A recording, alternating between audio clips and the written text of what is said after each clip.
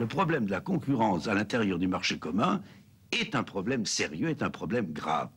Seulement, ce que je souhaiterais pour ma part, c'est que ceux qui s'adressent comme vous-même, qui s'adressent aux industriels, aux commerçants, à ceux qui dirigent l'économie, au lieu de leur dire ça va mal et c'est la faute du gouvernement, leur disent vous avez pendant 50 ans vécu à l'abri de protections inadmissibles. Pendant 50 ans, vous étiez tranquille. Chacun produisait sa petite affaire sans savoir à quel prix de revient et la vendait tranquillement avec son petit bénéfice. Il y avait de bonnes frontières douanières, il n'y avait aucune concurrence et le client français était traité comme un client qui était obligé de payer ce qu'on lui donnait au prix qu'on demandait. Nous vivrons, et l'économie française, et les industriels et les commerçants français doivent vivre désormais dans la préoccupation permanente. Il s'agit de se dire qu'ils sont toujours menacés par la concurrence, qu'il faut toujours qu'ils fassent mieux, qu'il faut toujours qu'ils produisent à meilleur compte, qu'ils vendent la meilleure marchandise à meilleur prix, et que c'est ça la loi de la concurrence et la seule raison d'être du libéralisme. Car si ça n'est pas ça, je ne vois pas pourquoi on se livrerait à ce genre de spéculation et pourquoi on prendrait tous ces risques et tous ces dangers. Nous serons donc en risque permanent. Et le gouvernement en est parfaitement conscient. Son rôle est de diminuer ces risques parfois, mais son rôle n'est certainement pas d'inviter les gens à la paresse en leur créant de nouvelles protections.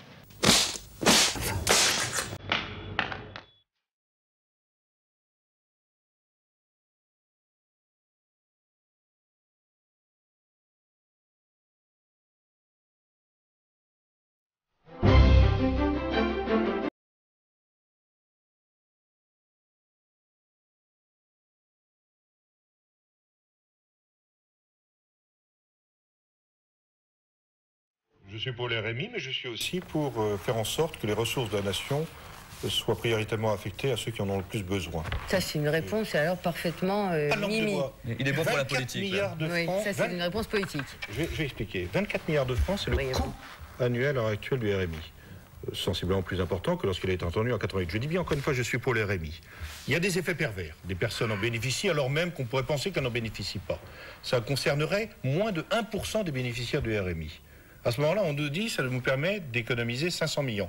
Et je lis des commentaires en disant 500 millions, mais pour 500 millions, c'est pas la peine de mettre en œuvre éventuellement cette réforme. Mais enfin, 500 millions, si, sans toucher à ce droit fondamental qu'est le RMI, il y a possibilité de minimiser un effet pervers et de récupérer 500 millions, faisons-le, faisons-le.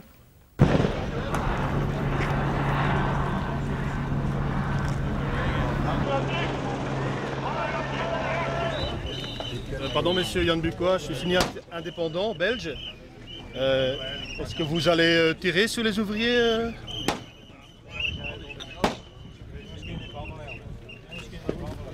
Vous n'avez pas un officier responsable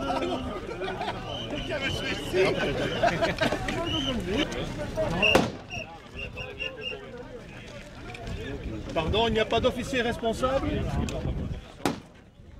Votre officier, il est où? Non. Is er geen officier of zoiets? Blijkbaar niet. Allemaal afgesneden. Ja, maar er is een officier die babbelt of zoiets. Et donc, situation classique. Oui. Donc, les chiens de garde de la bourgeoisie qui protègent l'or des riches nous empêchent donc d'entrer. Et on constate que si on ne change pas de système capitaliste, l'ouvrier sera toujours couillonné et enculé. We kunnen dus niet binnen, hè? We kunnen wel binnen. Ah, mogen we wel binnen? Ja, kom maar binnen. Ah non, on peut pas. Ah ouais, we zijn binnen. Als je hier is hebt. Ils ont leur bureau, c'est contre nous. Mais c'est leur chef. Ils ont leurs ordres. Oui, ce sont leurs ordres. Et ils ne gagnent pas plus que nous. Aussi, eux, ils ont des familles. Ils ont cherché du travail. Parce qu'il n'y a pas de travail. Et c'est pour ça qu'ils ont pris le travail payé. Peut-être qu'ils aiment ça. Hein? Non, ce sont des ouvriers. Et dans toute la guerre, hein, ce sont les ouvriers qui donnent leur blood, hein, leur sang. Hein. Mais on peut rentrer.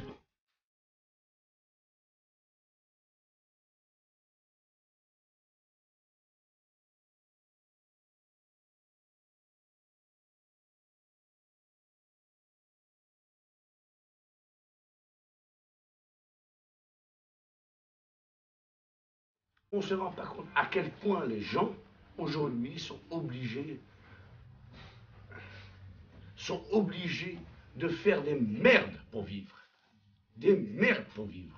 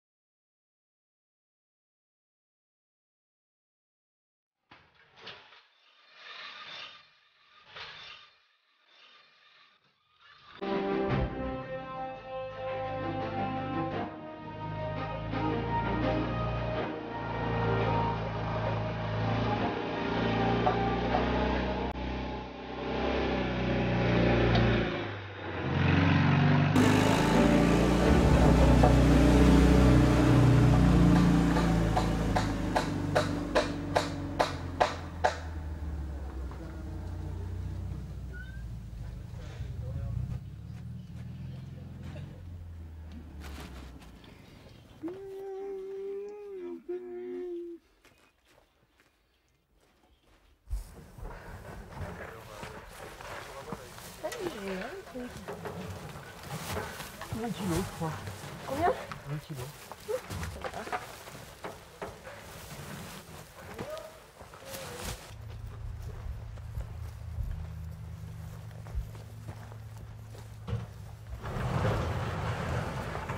Alors voilà notre stock de bottes de paille. Là il y en a 500, ça représente 7 tonnes de paille,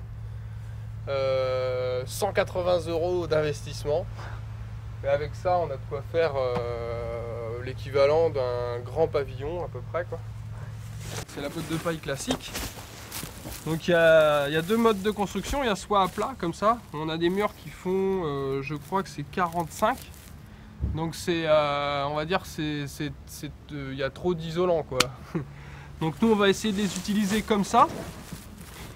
Et puis hop, on va les mettre comme ça. Après on va remettre un lit de terre par-dessus.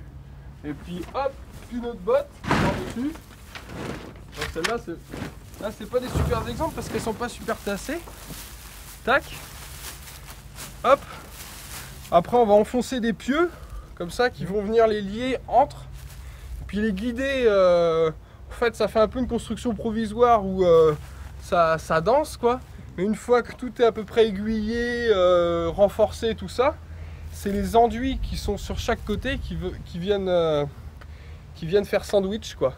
Et puis ce qui est marrant sur tous les matériaux qu'on veut utiliser, moi dans 50 ans, admettons on démonte la maison, le ballot de paille, on enlève les pieux, on le renverse, soit on refait un mur, on repart, le matériau il est réutilisable. Un morceau de bois, on l'arrache, on enlève les pointes, on recoupe un bout et il est à nouveau de bonne dimension, quoi. Et puis à la fin de vie, ce bout de bois là, on le découpe en morceaux de 50, on le met dans le poêle à bois et puis on l'utilise jusqu'au bout, quoi. Alors que sur des bâtiments contemporains, placo-plate, laine de verre et tout ça, à démonter c'est horrible, ça fait vraiment un truc crado, t'arrives à la déchetterie, tu bennes ça dans les bennes, puis bon débrouillez-vous, quoi. Mais tu peux rien en faire chez toi, donc t'es obligé déjà d'aller l'acheter, puis après il faut le remmener dans des réseaux où tu te demandes comment ils vont bien se débrouiller à retraiter ces déchets là, quoi. Alors que ça, à retraiter, au pire tu mets le feu dedans et puis c'est réglé. Quand j'ai appris le métier de maçon, on m'a dit bon alors c'est comme ça, c'est comme ça, c'est comme ça. Une maison finalement tu vois ça coûte 800 000 balles, t'es là. Alors tu fais le calcul, alors tu te dis tant que je gagne pas tant par mois avec un chrome de temps par-ci, une maison ça devient inaccessible. Puis en fait quand tu regardes par tes propres moyens, avec les matériaux locaux, en prenant ton temps, en ayant une maison un peu plus petite, démarrer avec un truc pas trop grand et puis ragrandir après, les prix t'enlèvent de zéro, quoi. Enfin entre ce qu'on... Ouais, tu peux enlever 100 fois moins cher, quoi. Ça peut être 100 fois moins cher une maison de la même taille, quoi. Pour moi, c'est sympa d'apprendre ça.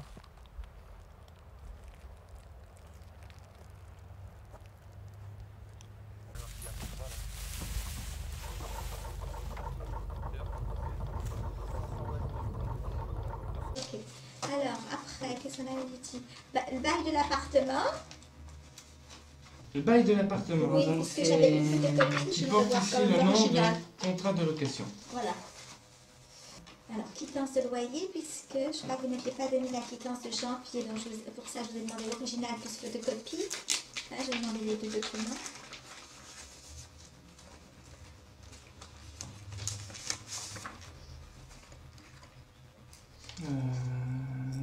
la quittance, alors ça, Janvier. où est-ce qu'elle a mis la date? Août, décembre, janvier, donc théoriquement on devrait être décembre, novembre, octobre.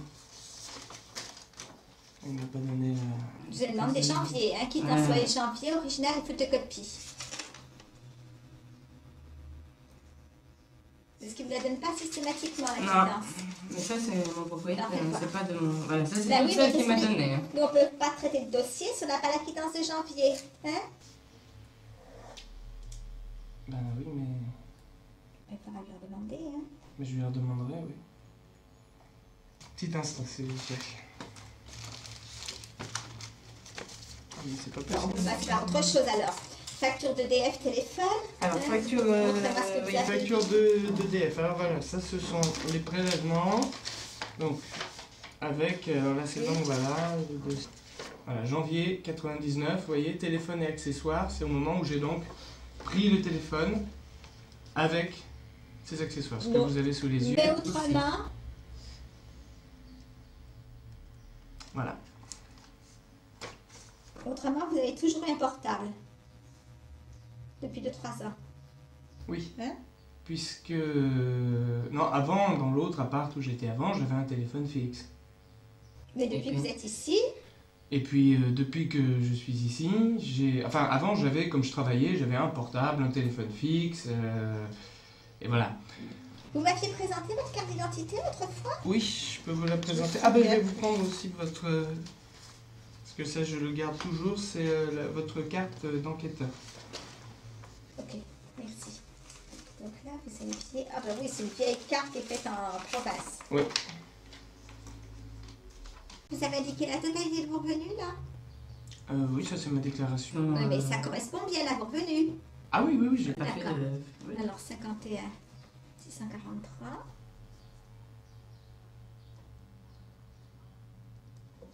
Avec une date, une signature.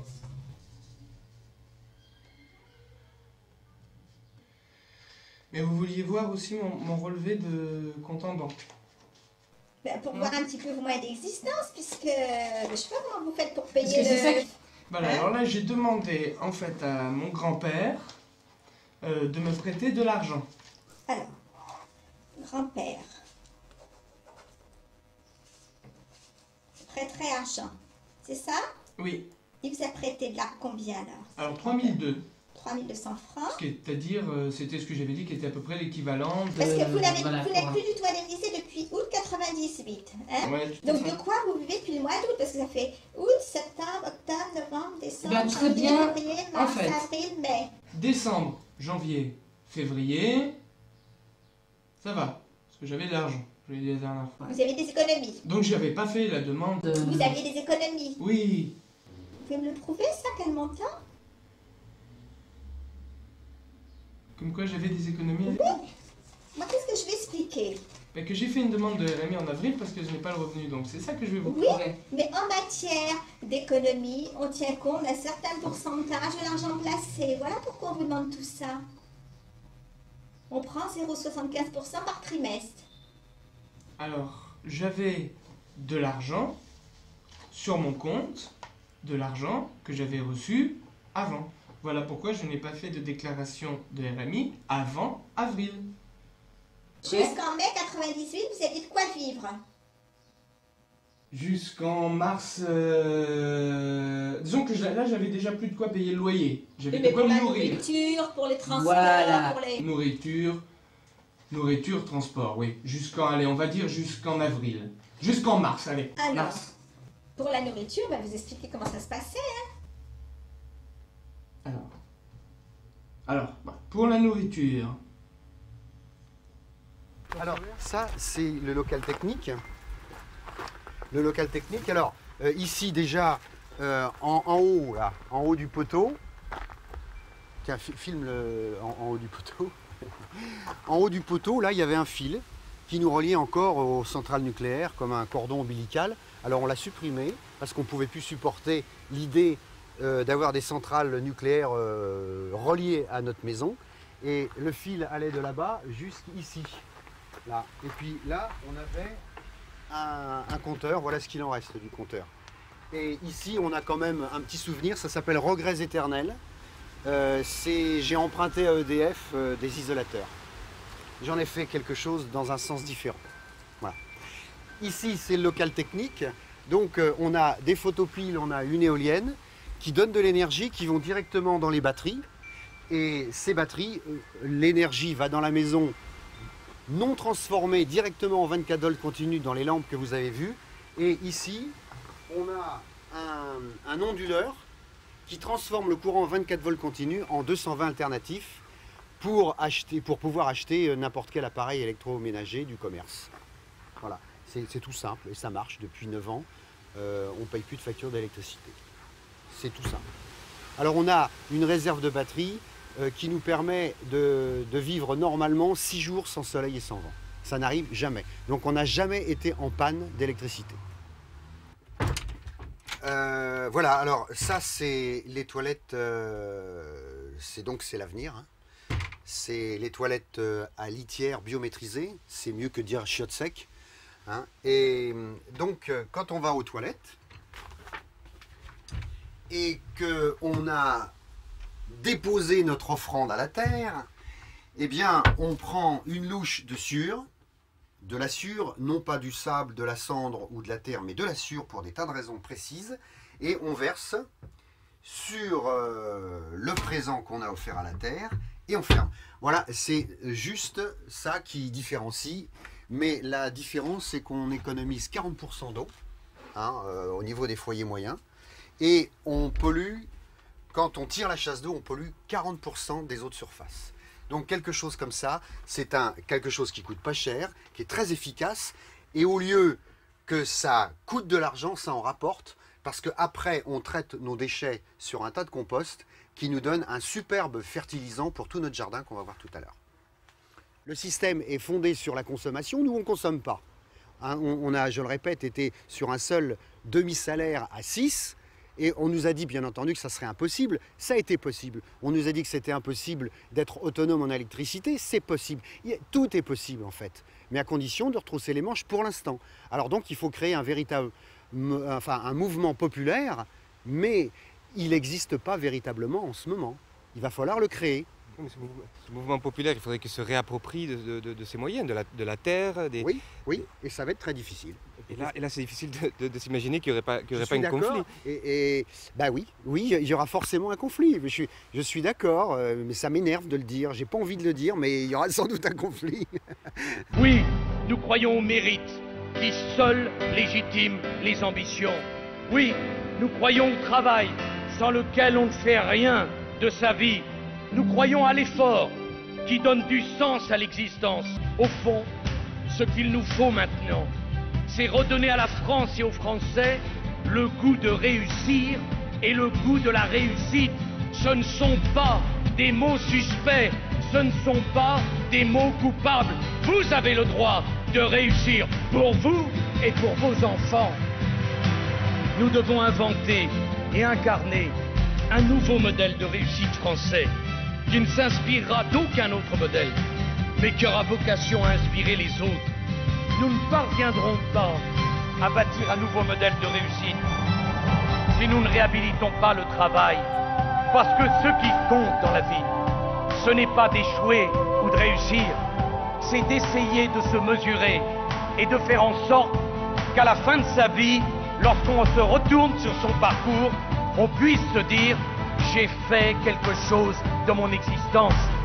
La France qui travaille doit être encouragée, doit être récompensée, doit être remerciée, doit être montrée en exemple.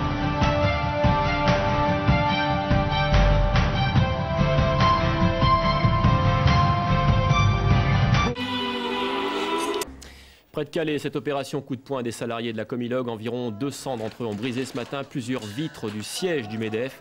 Ils ont également déversé du ferro-manganèse devant le bâtiment, c'est un déchet industriel.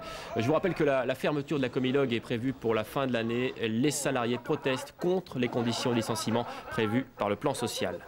Toute dernière information, à La Rochelle, le siège du MEDEF a brûlé à la suite d'une manifestation contre la réforme des retraites. 1500 personnes étaient mobilisées.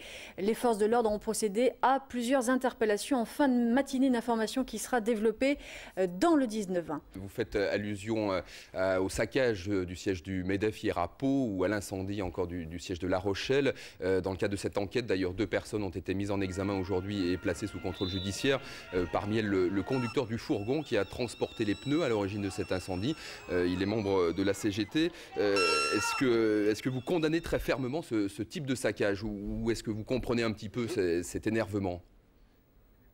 Notre objectif, nos actions, et il y a toute une série d'initiatives qui se déroulent dans le pays en ce moment. Il y a des pique-niques, il y a des corridas, il y a aussi des formes festives de mobilisation. Nous n'avons jamais incité à ce type d'agissement.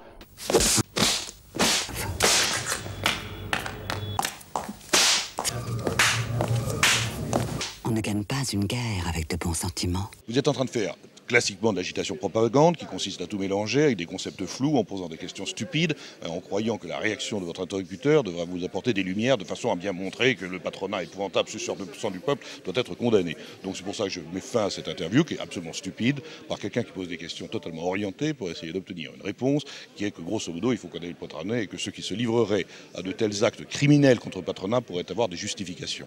Je vous ai pour ma part que ceci est dramatique. À Villevorde, vous connaissez les graffitis à Villevorde ?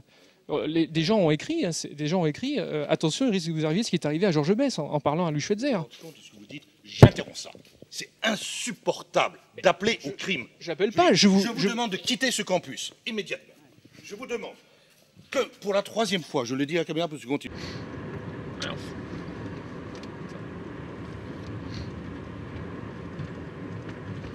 En fait, j'ai pas été assez explicite avec Kessler, le numéro 2 du MEDEF, l'ancien numéro 2 du MEDEF. Là, j'aurais dû lui dire si des patrons comme des patrons multinationales font des restructurations, licencient collectivement, font des licenciements collectifs et abîment des vies à l'arrivée, tu vois, est-ce qu'il n'est pas légitime que certains abîment à leur tour la vie de patron, tu vois ? C'est ça en fait le truc, la question que j'aurais dû lui poser.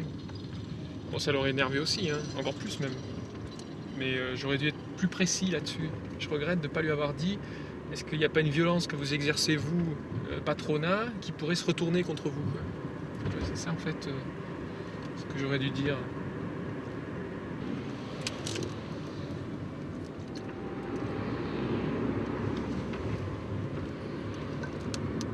Parce que les gens d'Action Directe, en fait, ce qu'ils disaient, eux, quand ils ont exécuté Georges Besse, c'est qu'ils ne l'avaient pas choisi au hasard. Tu vois, ils avaient pris un patron qui restructurait, qui dégraissait, comme on dit. Enfin, tu vois.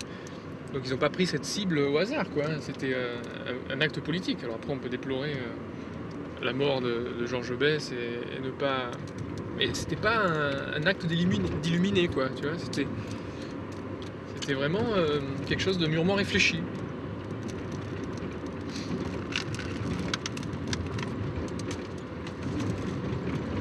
C'est en tout cas comme ça qu'ils expliquaient les choses. L'image de l'ouvrier est souvent attachée à l'industrie. Or, le monde industriel aujourd'hui est un monde dans lequel la relation de confiance, pour être crédible, est forcément à durée déterminée. Je répète, parce que la base même du travail et de l'emploi repose sur une technologie dont je ne connais pas la durée de préhension, dont je ne connais pas la durée d'application. Alors tu dis CDD, j'en sais rien. Moi, j'ai envie, si on accepte de discuter sur ces bases-là, de réinventer des régulations modernes. Car je ne crois pas que c'est ton schéma un peu ringard, CDD, CDI, qui a été inventé à un moment donné, qui devra s'adapter. C'est peut-être partenaire mercenaire, c'est peut-être bien autre chose, c'est peut-être on a commencé à l'aborder, travail salarié, travail non salarié, je ne sais pas.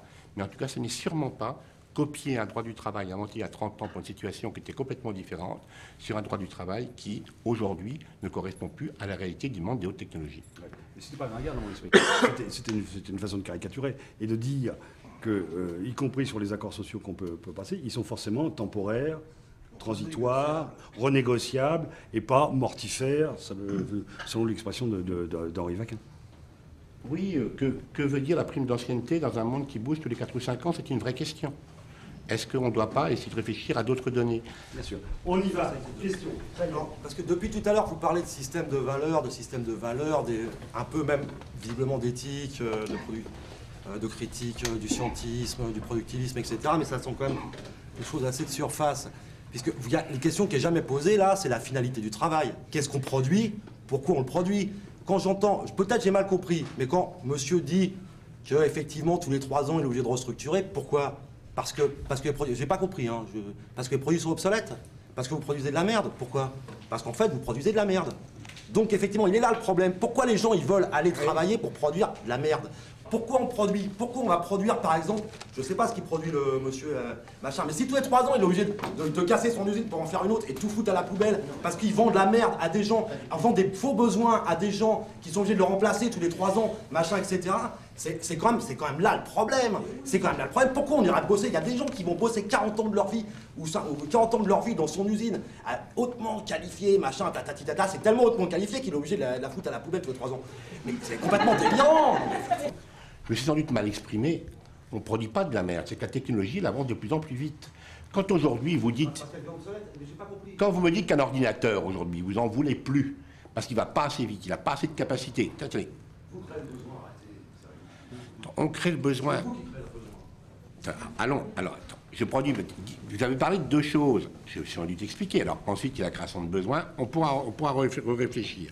C'est bien le client comme qui crée le besoin. Quand on me dit qu'un ordinateur, quelqu'un... Moi, je travaille chez Peugeot, on fabrique des bagnoles, et c'est quand même nous, en tant que... c'est nos services marketing qui vont aller chercher qu'est-ce que peut-être les gens pourront vouloir dans 10 ans, et on leur propose ça l'année prochaine. Mais c'est quand même nous, à la base, qui allons voir ce que les clients pourraient aimer, et c'est nous, quand même, qui créons le besoin, à la base. La satisfaction du client est en effet l'objectif principal de celui qui produit. Attendez. Non mais là, vous êtes quand même extraordinaire. Pardon ? C'est anticiper son besoin et lui proposer quelque chose dont il n'a pas forcément besoin, mais qu'on pense... Il n'a pas besoin. On a besoin d'avoir 3 voitures, on a besoin d'avoir... etc. C'est une évidence. On a besoin de jeter son ordinateur tous les 3 ans à la poubelle et sa voiture tous les 5 ans. C'est une évidence. Ça vous paraît évident à vous. Mais parce que si vous ne comprenez pas ça, c'est parce que vous ne comprenez pas que ça paraît pas évident à tout le monde, que les gens ils n'ont pas envie d'aller passer leur vie à crever au boulot pour produire des trucs, pour rentrer dans une logique aussi merdique que ça. C'est pas évident de rien. Je constate que si je produis un truc, une voiture que j'ai fait il y a 5 ans, eh bien, plus personne ne l'achète. Mais... de pièces, arrêtez de produire. Attendez. Je suis sûr que les salariés des entreprises vont être sacrément contents si on ne produit plus. Enfin, il y a des moments quand même où moi je veux bien, tout le monde applaudit à tel ou tel, on dit la France doit rester 60 millions de personnes, le meilleur du monde, avoir son train de vie, ses services sociaux, et tout ça c'est sans création de valeur. Alors excusez-moi, où vous allez trouver votre tout histoire ça? de progrès effectivement, de bousiller des usines tous les 3 ans pour un mythique progrès, c'est de la foutaise.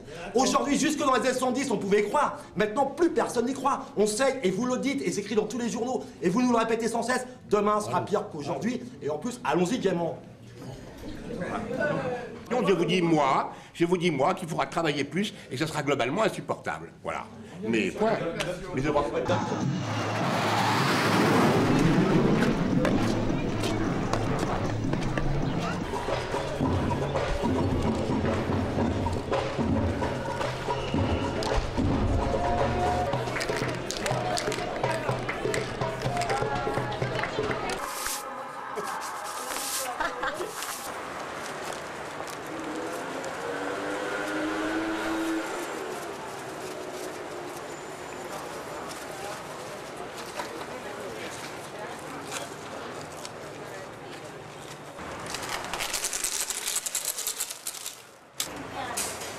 Voy a limpiar no sé qué, digo, sí. ¿Qué me queda ahí en la cabeza? Dinero gratis. Esta putana la tu sin dinero gratis. De gratis. Bueno.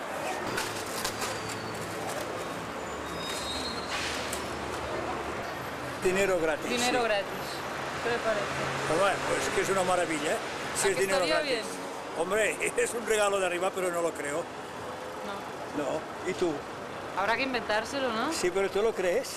Yo creo que nos lo tenemos que inventar de alguna forma. Bueno, pues nada, yo ya estoy a tu lado. Ya podemos ¿Ya somos empezar. dos? Claro. Venga, os felicito. Gracias. Contar conmigo. Vale, ya vendremos a buscarle. Vale. Adeu. Adeu.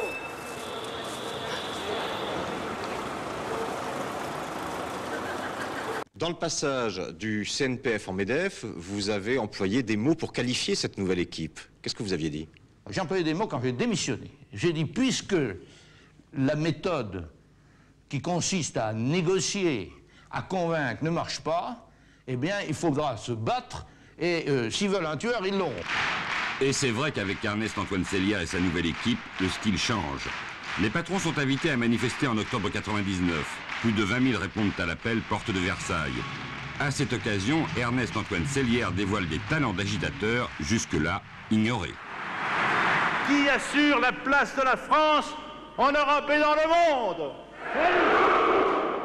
Qui n'en peut plus d'être ignoré, méprisé, menotté, taxé, surtaxé, suspecté. Dans ce climat consensuel, le premier à répondre à l'invitation des patrons, accueilli par Denis Kessler, est Nicolas Sarkozy. Le second, accueilli par Ernest-Antoine Sellière, n'est autre que Michel Rocard. Le patron des patrons est un vieux complice. En pense courant. Monsieur Rocard, votre présence au MEDEF est une affaire de vieille complicité. C'est-à-dire? C'est-à-dire que la lutte des classes a fait un peu son temps, même s'il reste des antagonismes, et que je préfère gérer les antagonismes dans la confiance que d'exciper d'intolérances mutuelles. Voilà qui est clair. Absolument, j'espère. En tout cas, merci. Le débat phare de la journée porte sur la moralité du capitalisme. Denis Gauthier-Sauvagnac, le président de l'UNEDIC, ne veut pas en rater une seconde. Monsieur Sauvagnac, le capitalisme est moral? Oui, oui, le capitalisme est moral. Aucun doute. Aucun doute. Il faut simplement qu'il soit organisé. Le capitalisme, à la différence d'autres systèmes économiques, n'a jamais prétendu inscrire dans les tables de la loi quel était le fond de sa nature.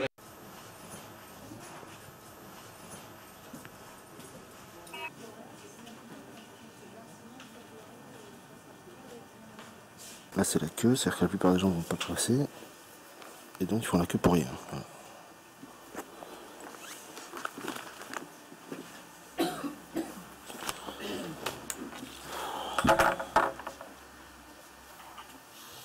Excusez-moi, je peux vous demander si ça fait longtemps que vous attendez ici? Oui. Ça fait combien de temps? Je ne peux pas déranger, j'arrive à 9h30, 10h. Vous venez souvent aussi? Non, non. Mais vous avez déjà trouvé un emploi grâce à la NPE? Non, j'ai une activité qui ne colle pas dans la NPE. Vous connaissez des gens, vous, qui ont trouvé un emploi grâce à la NPE? Merci. Excusez-moi, madame. Vous avez déjà trouvé un emploi grâce à la NPE, vous? Non. Non? Vous venez souvent? Je viens par acquis de conscience, mais c'est tout. Est-ce qu'il y a quelqu'un qui a déjà trouvé un emploi grâce à la NPE ici? Non? Personne? Non, non, malheureusement. Non? Non, ils sont pas là. Ouais. Que personne n'a jamais trouvé un emploi grâce à la NPE ici. C'est ici, dans cette rue du 11e arrondissement, il y a 20 ans déjà, que je pénétrais pour la première fois de ma vie dans une ANPE. À l'époque, je ne m'imaginais pas que je n'en sortirais jamais. Depuis, j'ai été transféré dans le 15e, dans le 3e, dans le 9e, dans le 4e, dans le 9e, dans le 18e, dans le 1er, pour revenir ici dans le 11e en 89.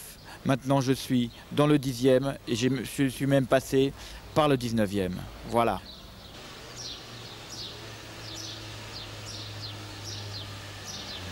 Le personnel m'a toujours bien accueilli. Je n'ai jamais eu à m'en plaindre. Jamais ils ne m'ont maltraité. I left school in 1978. I did 4 weeks temporary job in 1990, and that's it. I've been unemployed, yeah. What happened between 78, was it? Yeah. And 90? 96, is it? Have you been forgotten, Kev, do you think? I wish I would be. You wish you would be? Yeah. Why? Well, I don't want to be here. You know, No, just nobody wants to be here, man. Well, no, that's what I mean. I don't want to work. Oh, you don't want to work? No. Oh, right. And why do you feel like that? Because it's pointless. It's just more money to be more in debt, you know.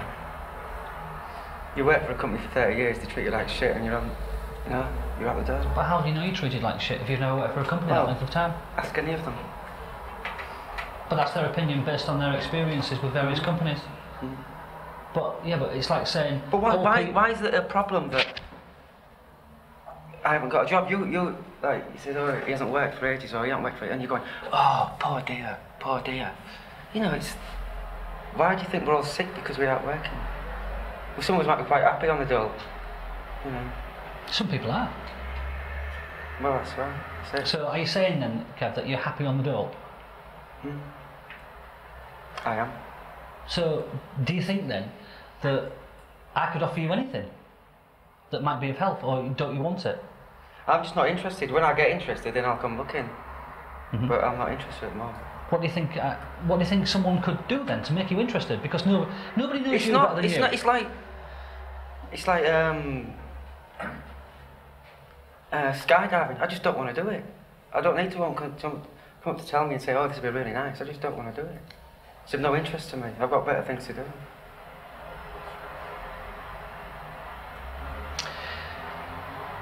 But while all this is going on, I mean, you will know, as everybody else will, because everybody here can relate to it, is that employment services are not going to watch that one, are they? Well, I know, but you're not employment services, are you? So No. I don't need to. No, but I am, at this particular moment in time, I'm semi-speaking on their behalf. Well, the fact is that I don't want to work, I don't want to be here. Well, then I won't bother talking to you then. Oh, that's fine then. I'll bring the books in. But if I say I won't bother talking to you, then I fail. No, you don't don't. I? Of course I do. You Because don't. then I've ignored you. No, you haven't, because you want to give some more time to somebody who does need some help, who does want an idea of where to go. Every person in this room, Kev, is entitled to an equal opportunity of being spoken Yeah, right, to, then give helped, my time to the same as somebody you. else. That's a request from you, Kev? Yes. Well then fine, then I'll do that. Thank you. What do you want me to say? Well, nothing. So you're going to sit there all week and say Well, nothing? I've got to, haven't I? Otherwise But at the end of the week, then you're still going to go out, probably with the same attitude as you came in. Well, which How is is what, that going which to is help? what was my attitude when I came in? I don't know, I'm trying to establish well, that. I don't know. Well, how do you know I'll be going out? One with of the at the same one? moment. My attitude at the end of the week will be, well, there's a week wasted. Yeah, on call. What would you rather do? I'd rather do what I do normally than be sat here having to listen to all this, you know. Well, what do you do normally? I entertain myself. Okay. But, is that likely to help you in the future? How Well, old what are do you mean help me? I'm 35.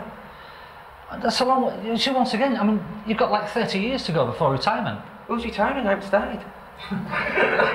Yeah? What's wrong with it? Why is... I know a lot of people have to work because you've got families. I haven't got family, right? I don't have to work. I don't have to go out and get that money and put some money into my kids' mouths. I don't have to do that, right? Mm-hmm. So, but for me, it's like I'm told if I haven't got a job, I'm nobody. Yeah, that's what I'm told. You're telling me, well, you've got 35. What, you're going to say a long time without a job, Kev? Oh, no. Maybe he's going to have to live on his own, you know, with his own mind and his own brain. You know? Did I say you're a nobody? Are you serious? You're talking about, you've got a long time to go, so I'm not going to be able to, so, because I don't have this job, I'm trying to not talk going to to you, be able to survive. I'm like not going a to be sensible, anything. a rational adult. Yes. I cannot make you do anything. I know you can't. Right. But all I can say to you is that we live in a world which is constantly changing. Some people will argue and blame other... I'm not blaming anybody. No, no. I'm asking to be left I said alone. some, Kev.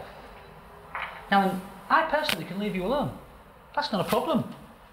But then some people might say, but that guy's got the wrong attitude. He didn't give that man some help and he probably needed it. I don't know that. It's not what you think, it's what other people think. You come to save us. But I can only say the same as I say to everybody else. Now then, alright, I no longer have what you might call responsibilities. I don't possess them anymore. I look after me, number one, end of story. Okay? But yeah, I still like to think that I am worth something to someone, especially me. Because it's who I am and what I am. If I'm happy with that, and if it means that I've got to go to work Monday to Friday or whatever it is, then it keeps me together. Well, that's fair. But it keeps my mind together. It keeps me busy. Yeah, that's good. I could drop dead tomorrow. That's good. I don't want it. I don't know what to say to you, Kev. Well, precisely. You know what to say.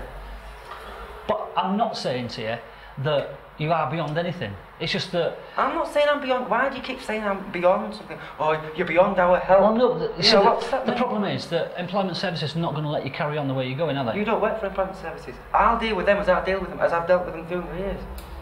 I'll fulfil everything I have to do to fulfil remaining on the dole. I do.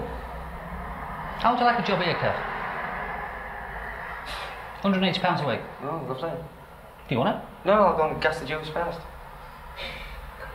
You don't work for the enemy, you just don't.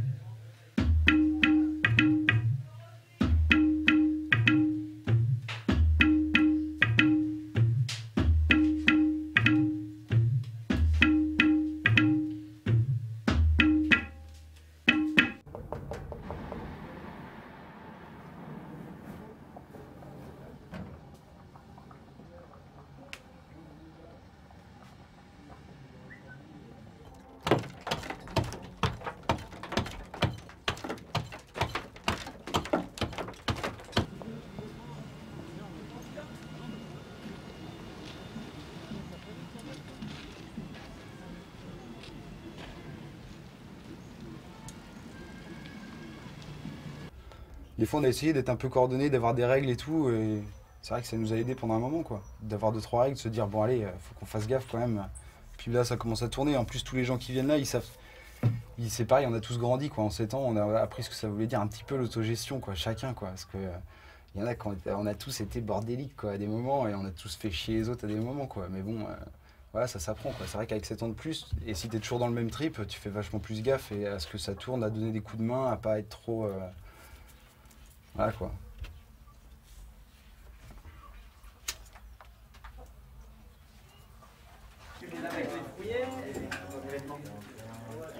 Ah oui, il va pas, c'était du fromage. Non, non.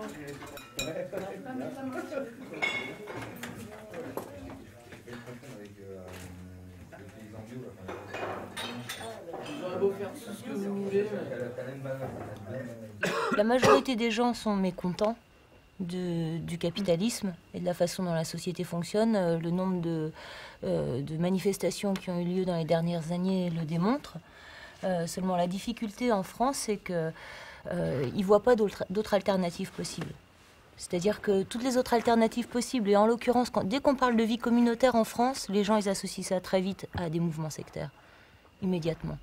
Dès qu'on parle d'autres alternatives, ça tombe dans ces biais-là, les gens, les communautés, et puis en France on est vachement resté aussi sur tout ce qui était et cette communauté des années 68, avec tous les déboires qu'il y a eu, ça, les gens se sont effilochés, dispersés, ça n'a pas tenu, et résultat, on s'en est bien rendu compte en discutant avec les gens du comice agricole à Chigné, bon, c'est les réunions de 5000 personnes. Tous les agriculteurs sont hyper malheureux, obligés de réaliser des cultures qui les éloignent complètement de la terre puisqu'ils se retrouvent derrière des ordinateurs à faire les gestionnaires, alors que ce n'est pas leur métier. Mais seulement, ils sont persuadés qu'ils n'ont pas le choix. et qu'il n'y a pas d'autres alternatives possibles. Et que je pense que le type d'action qu'on cherche à mener, c'est justement d'être la démonstration qu'il est possible qu'il y ait d'autres alternatives, en faisant passer les informations sur les communautés en France qui réussissent, elles, à fonctionner en se désolidarisant du capitalisme. Et c'est de ça dont ils ne sont pas informés, les gens, parce que ce n'est pas les médias qui leur donnent ces informations. Donc si ce n'est pas nous, qui sait qui va leur donner, quoi? Est-ce qu'il suffit de se désolidariser du capitalisme pour le faire retomber? Si tous les gens mécontents se désolidarisent et réussissent quelque part à se réapproprier leur vie, il y arrivera bien un moment où il y aura effondrement. On va projeter plusieurs documents relativement courts.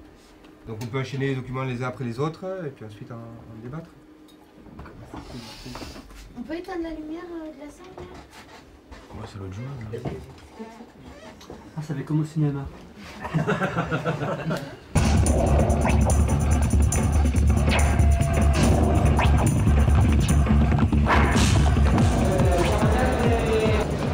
E se qualcuno ancora non avesse capito, Dinero Gratis nasce come una critica al lavoro. Es una crítica al trabajo que no se expresa como el deseo de pedir algo, sino como la necesidad de respirar. El trabajo nos impide respirar, es un grito de asco contra la miseria cotidiana. ¡Dinero gratis! ¡Libro! ¡Dinero gratis! ¡Libro gratis!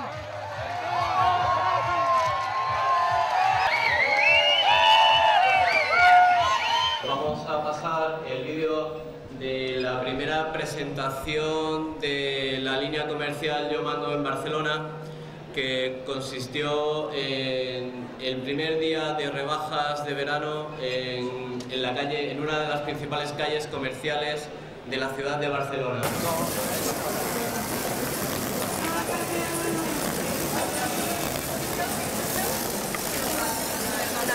Perdonar, aquí no lo podéis poner, ¿eh? Mira.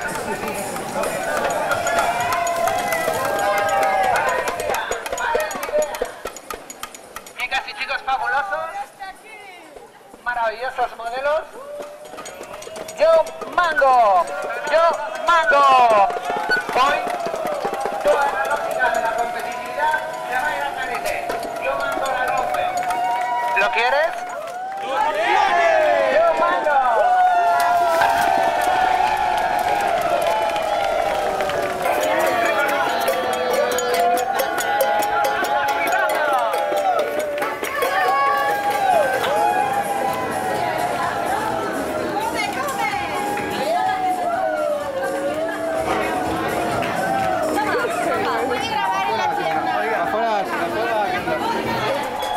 A ver, esto es performance, sois unos ladrones de mierda, ¿me entiendes?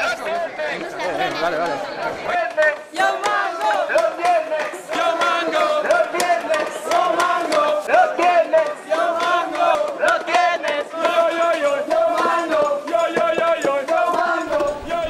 Yo mando no consiste en la mera apropiación legal o ilegal de las cosas, sino en articular y dotar de autoorganización, de objetivos y herramientas, de imaginación, de deseo e inteligencia, de una nueva gramática a la conocida práctica de la expropiación. Se trata de inventar nuevos gestos que en su repetir abran nuevos mundos en los que habitar. Y bueno, si queréis ir practicando el Yo Mando, saber que mañana por la noche en el espacio del Hub va a haber una cena Yo Mando, así que si conseguís por ahí aportar algo a esa cena y venís a cenar, podremos compartirlo entre todos y todas. We have tomorrow important.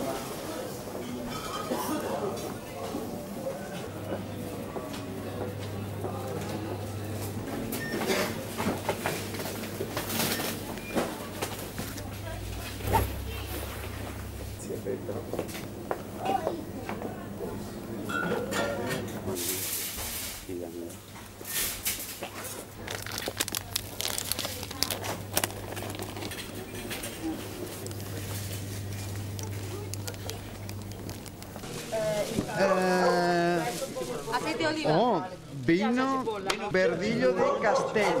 Espera, el vino. Y una fantástica botella de Bacardí. Podemos hacer un cóctel molotov. Mira, el vino. Está buenísimo. A ver, sabe mejor cuando es mangado. We're about to begin the Yo Mango dinner.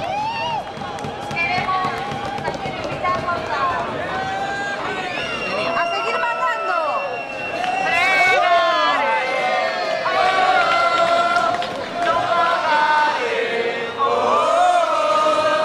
¡Abajo el trabajo! ¡Abajo el trabajo! ¡Abajo! el trabajo! Moi je vole quoi, mais après,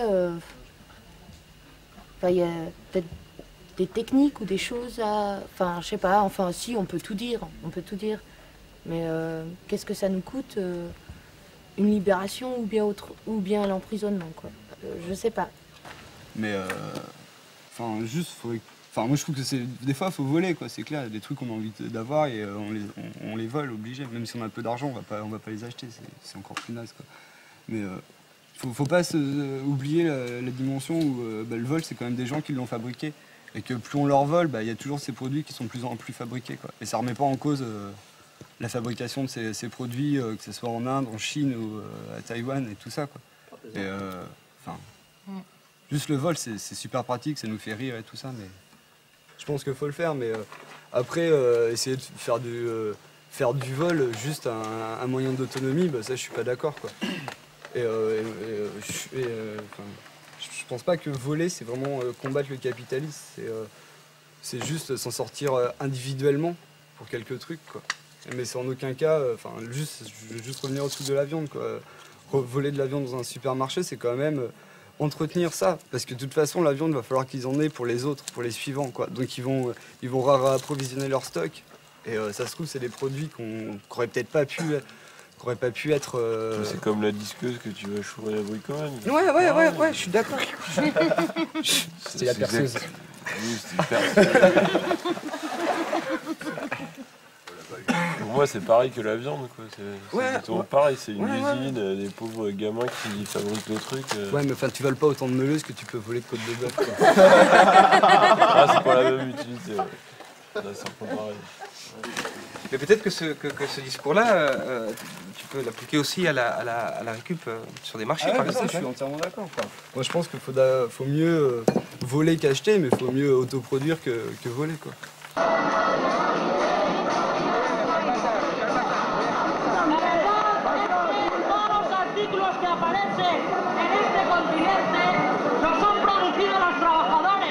Con su trabajo, con 8 horas, 10 o 12 horas diarias de esfuerzo.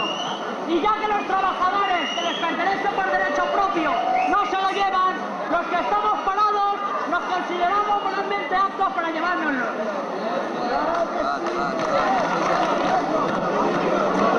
¡Es nuestro derecho! ¡Aquí no paga nadie! ¡Es nuestro derecho! ¡Aquí no paga nadie! ¡Es nuestro derecho! ¡Aquí no paga nadie!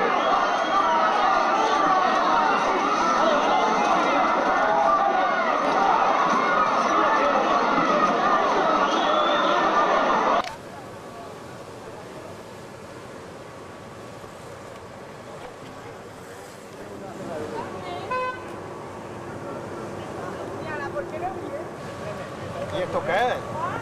Habla de la huelga de mañana, pero ¿Qué va? también... Trabajar es de ensayar la muerte. Joder, ¿y esto qué es? ¿Qué? Madre mía, que ensayar es la muerte. Joder. Dinero gratis, a 50 kilómetros o a 30, lo que quieras. El tema de la huelga más que otra cosa. Pero más allá de la huelga, es gente que se hace la pregunta si vale la pena trabajar, sacrificar su vida al trabajo, ¿no? Hombre, no vale la pena, no vale la pena. No, eso no. Por eso está bien atado el trabajador, como si fuera una rueda de un coche rodando toda la vida. Ese es el significado. Es que me lo han dado ahora y no lo he podido leer, por eso no te puedo opinar mucho, ¿eh? En este papel solo se habla de cambiar la vida. y de dejar de trabajar como el primer paso para cambiar la vida. Y se anima a la gente a utilizar la jornada de huelga del día 20 para asaltar los supermercados, entrar a los ayuntamientos, montar fiestas, ir a las oficinas de trabajo temporal y convertirlas en merenderos, por ejemplo. Por ejemplo, al final, digámoslo claro, es insufrible esta vida al servicio del trabajo donde vivir y trabajar son la misma cosa, la misma mierda. Pero nuestra respuesta no puede limitarse a decir, eso no nos lo quitaréis, en esto no cederemos. Hemos de ser capaces de hacerles sentir el miedo a ellos. Sabemos que no vamos a cambiar el mundo, pero podemos hacer de la huelga algo más que un paseo de muertos, como nos proponen los sindicatos. No vamos a cambiar el mundo, pero podemos cambiar el lugar del miedo. Que sean ellos los que se asusten esta vez. Que sepan que no estamos muertos, sumisas ni cobardes. Trabajar es ensayar la muerte. Alors que demain s'ouvre le sommet européen de Séville sous la présidence espagnole, José María Aznar est confronté à son premier grand conflit social. Les deux syndicats les plus importants avaient appelé à une grève générale aujourd'hui, un mouvement pour protester contre une réforme de l'allocation chômage. Christelle Meral. ¿Qué estás pintando? Proletarios del mundo. Ah, proletarios del mundo, dejadlo ya. El sinvergüenza que ha escrito esto. Este. Abajo, el trabajador. El trabajo dice, no el trabajador. Sí. Y abajo el trabajo. Claro, lo que dice, sí. Qué bonito, ¿verdad? ¿A favor de quién? ¿De la empresa? A favor de la empresa, vamos. ¿Estás mirando la pancarta? ¿Qué opinas? Pues no sé, estoy alucinando. Abajo, la pancarta no nos interesa. No, ¿por qué no? ¿Abajo el trabajo de qué? Dice que el trabajo es peligroso. No, hay que trabajar. ¿Por qué? Porque hay que trabajar. ¿Por qué? Porque hay que comer y para comer hay que trabajar.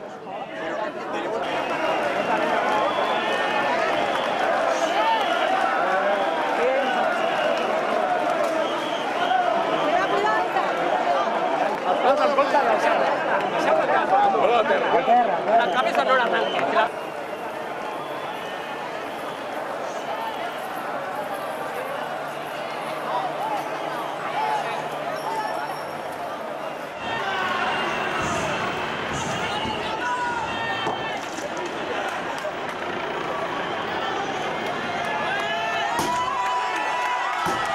Mañana dirán que un pequeño grupo de provocadores se ha infiltrado entre los pacifistas.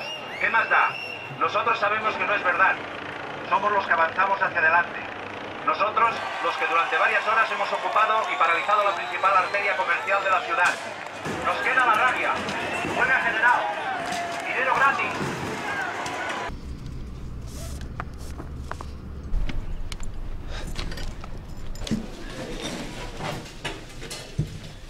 Dale dos. Venga, a la puerta.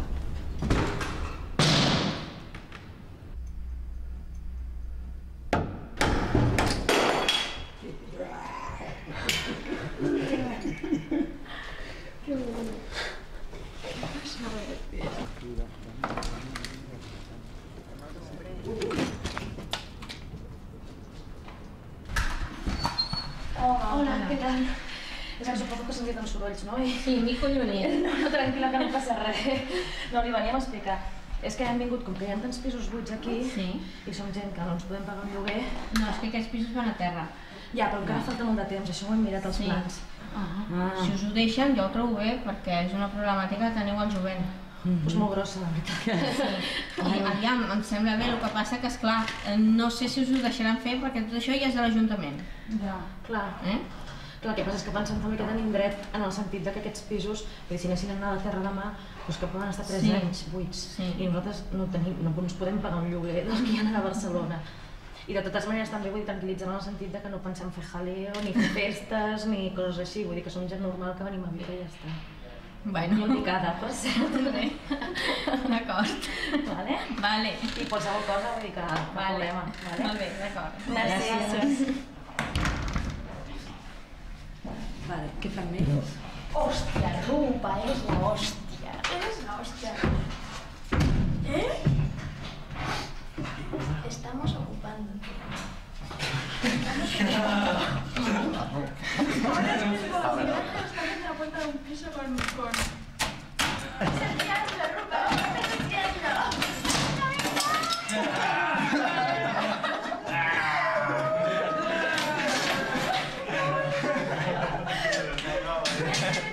Me parece muy bien.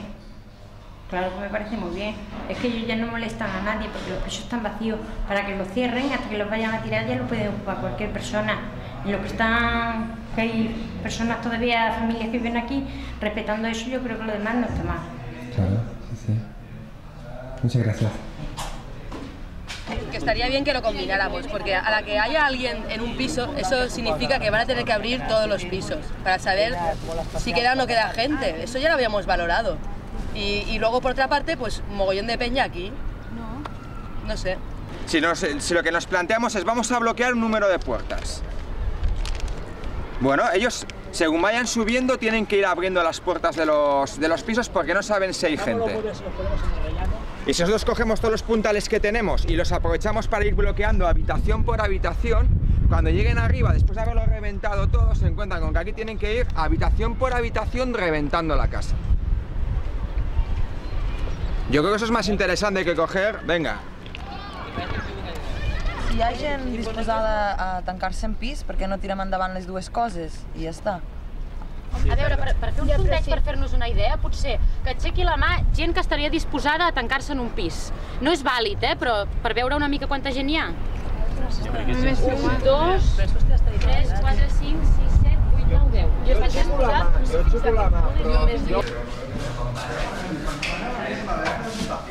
Aquest pal el deixem aquí? Gracias por esta puerta. Perfecte. No venien paletes? Els paletes durant el...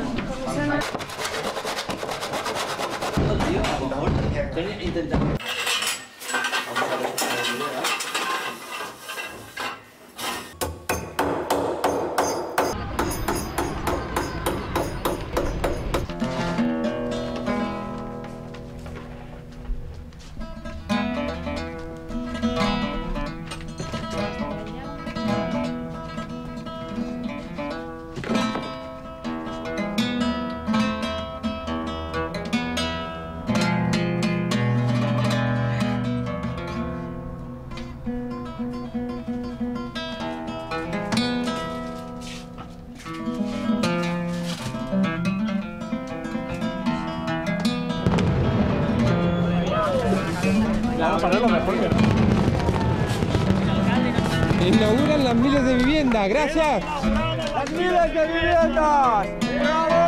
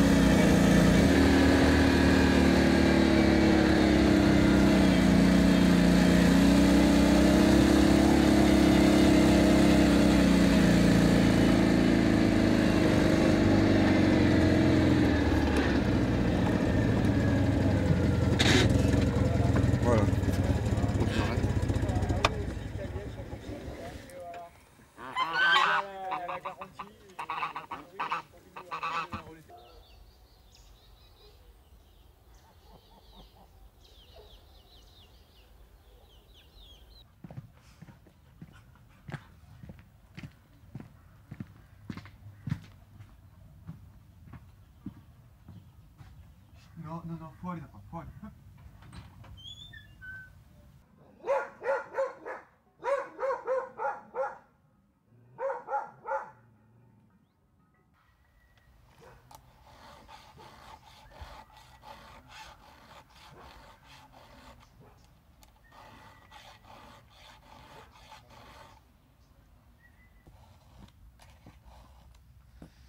Et je vais te donner du grain aux poules?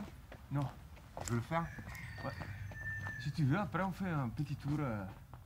On monte derrière là, juste d'eau. On va préparer un petit peu de bois comme ça faire le fameux chantier. Ouais. D'ici à, je sais pas, une demi-heure, un truc comme ça. D'accord.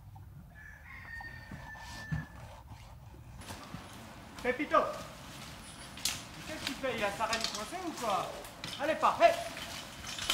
Hé! Il a pas envie. Là, oh, là, hé! Pépito, tu bouges pas. Pépito, pas bouger. Là. Voilà. Très bien.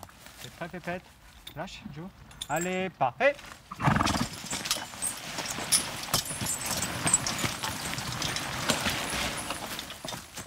Les deux gamins, qu'est-ce que c'est? Allez, pas! Hé, hé!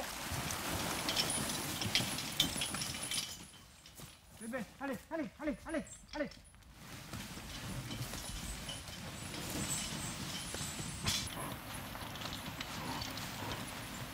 Allez, allez. C'est bon. Allez, gamin.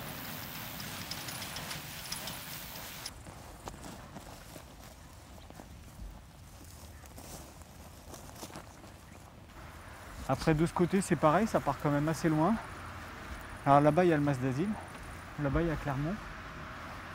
Et voilà, en tout, ça fait 55 hectares, c'est quand même grand. Là. Il y a tout un verger, là, une châtaigneraie.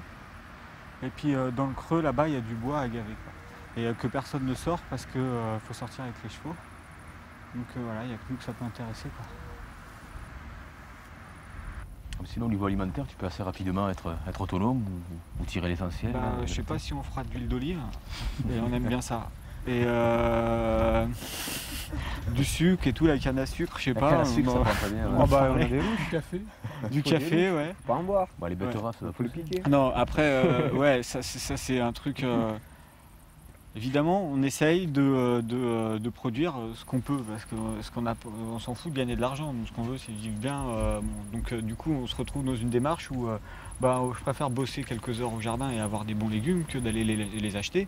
Après, j'ai besoin aussi d'un peu de pognon parce que j'aime bien foutre un peu de gasoil dans ma bagnole et puis j'aime bien fumer mes cônes de clope et tout ça, et ma picole. Et donc du coup, si je vends 3 conneries, c'est pas mal aussi, quoi. Après, donc on a la viande, on a le lait et les fromages à gogo, les légumes à gogo. La céréale, on n'est pas au point. On a récolté quoi, 100 kg de seigle, je crois. Ouais, à peu près. À peu près. Donc si jamais on veut agrandir les cultures, faire un truc sympa, c'est ce qu'on va ressemer parce que c'est un bon truc après un défonçage de prairies pour coloniser le sol. Et par contre, on a récolté la paille, on va faire un peu de la construction avec. Là, on fauche avec les chevaux. Donc là, un tracteur, même un tout petit comme celui-là avec une faucheuse, le gars il a fait ça en 3 heures. Nous, on a mis 3 jours. Et donc c'est tout un peu comme ça. Alors on n'est pas pressé, moi je me suis fondu la pêche à le faire, on a une satisfaction qui est haute une fois que c'est fait. Et puis en plus on a des crêtes un peu de punk dessus, c'est super. Non, c'est bien, je suis content quoi. Mais bon voilà, c'est pas l'efficacité je crois qui est recherchée, c'est plus... en fait on a écrit une charte ici, la première phrase de la charte c'est « Baliote est un lieu d'expérimentation individuelle et collective ». C'est-à-dire que si tu as envie de faire un mur tordu, fais ton mur tordu, quoi. Préfère quelqu'un qui fait finalement un mur tordu, pas de mur du tout. Et parce qu'au moins il repartira avec quelque chose, quoi. Il saura peut-être faire un mur tordu au moins, quoi. Mais bon, le truc c'est que on est là pour se fond de la pêche, pour apprendre et puis pour savoir ce qu'on veut vraiment, parce que finalement c'est quoi, moi je suis prothésiste dentaire de formation, un jour j'ai pété un plomb, je suis parti avec mes chevaux et puis du coup bricolage, saison, machin, esclave chez l'un, esclave chez l'autre et compagnie. Ça fait 10 ans que j'ai pas bossé, j'en suis fier. Et par contre voilà, je préfère m'éclater ici parce qu'on réinvente autre chose. Moi je croyais d'être bien passionné par la mécanique, mais je me retrouve de moins en moins avoir envie de prendre les clés dans les mains. Je suis histoire d'hydraulique en plus.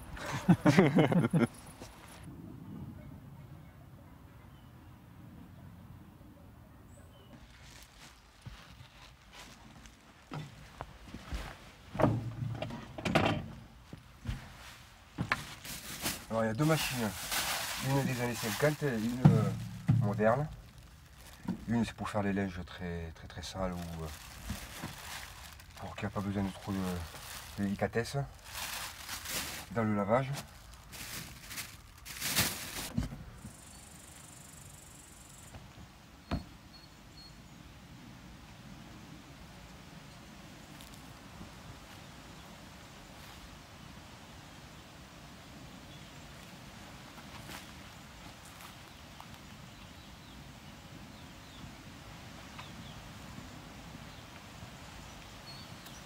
On va se rendre maintenant au mondial de l'auto où la sécurité a aussi ses stands et ses défenseurs, ceux qui se battent pour que la voiture reste un moyen de communication et un outil de plaisir. Bernard Bernis, bonjour. Oui, bonjour à tous, bon dimanche. Moi, mon but, c'est que l'automobile retrouve sa place au sein de notre société, à savoir la bonne place, instrument de liberté fabuleux, outil de communication incroyable et instrument de plaisir, bien entendu. Les consommateurs automobilistes deviennent véritablement des citoyens de la route. Aujourd'hui, vous avez le sentiment que beaucoup d'entre eux ont compris cette nouvelle philosophie. Ce débat, il est baisé parce que voilà, il y a des Chinois qui bossent comme des ânes, tu as des tas de pays, etc. Et grosso modo, si tu veux, le mec, pour moi, déjà depuis plusieurs années, je me suis rendu compte, le mec qui touche le RMI ici, il touche ça en partie aussi parce que il y a plein d'énergie du travail qui sont captées ailleurs. Et c'est assez compliqué quand même. Hein. Oui. C'est assez compliqué. Ce qui n'est pas compliqué, c'est de savoir que le travail, c'est un outil de soumission de toute manière. On peut dire que les citoyens naissent libres et égaux, et mais le travailleur ou l'étudiant ou le machin, il est soumis. Il est soumis, oui. Et donc, oui. Si on lui enlève le travail, on lui enlève aussi cette soumission quelque part. Oui, mais sauf que d'un autre côté, on a tous besoin de façon vitale d'avoir une activité. Ben oui. On n'est pas là à être comme des légumes, on est là quand même pour manipuler la matière. Non, mais je pense qu'on a le travail comme une forme d'exploitation. Oui. Voilà, mais c'est pas forcément une forme d'exploitation. Ils s'en foutent, mais alors comment ils vivent? Il faut faire la nuance. Il a employé deux mots qui veulent dire deux choses différentes. Travail et activité. Voilà. Ah, pour moi, c'est complètement... Voilà, c'est pas pareil, quoi. C'est pas pareil, mais c'est très compliqué. Oui, c'est compliqué de définir les notions. Ouais. Voilà, on est en train de pinailler sur des histoires de est-ce qu'on on choisit de travailler, d'avoir des activités, est-ce que les activités sont rentables, pas rentables, etc. Alors qu'on est dans une putain de société où finalement, si tu calcules qu'est-ce que ça coûte le RMI sur 100 ans à la société française, ça coûte même pas le 5e du trou qu'il y a eu du Crédit Lyonnais il y a quelques années et qu'on est tous en train de rembourser et qui a engraissé des porcs. Donc le débat à ce niveau-là, pour moi, il est ridicule. C'est du débat travail, famille, patrie, c'est du débat le travail, tu travailles pas, t'es un feignant, t'es une merde, etc. Et puis après, qu'est-ce qu'on appelle travail et pas travail, etc. Moi j'aimerais bien le redéfinir parce que finalement, essayer de retrouver ne serait-ce que se renseigner, lire des trucs, discuter, aller dans des forums, et puis se passer le lundi au soleil et puis revendiquer le droit à la paresse, c'est déjà un travail pour moi. C'est déjà important parce qu'on apporte sa pierre à une réflexion collective.